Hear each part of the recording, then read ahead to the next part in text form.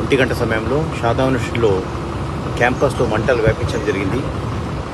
ఒక 2 ఫైర్ ఇంజన్లు కూడా వచ్చేసి దాదాపు రాత్రి 11 గంటల వరకు క్యాంపస్లో అక్కడక్కడ మంటలు వ్యాపించినాయి.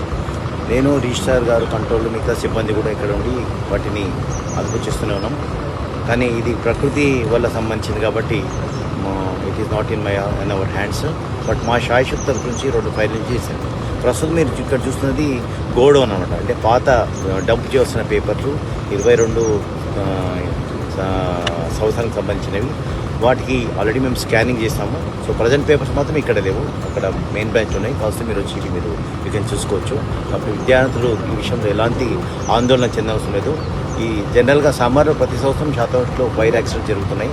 దానికి సంబంధించి మేము ఏం చర్యలు తీసుకుంటే ఈ ఫైర్ లైన్స్ అని ఇచ్చినాం. మీరు వ్యవసాయ క్యాంపస్ వచ్చి అక్కడక్కడ మధ్యలో గ్యాప్ చేసేసి దాదాపు 1 వీక్ బిఫోరే ఫైర్ లైన్స్ మంటలు ఎక్కువ వ్యాపించకుండా గ్యాప్స్ ఫైర్ లైన్స్ వేయించినాము.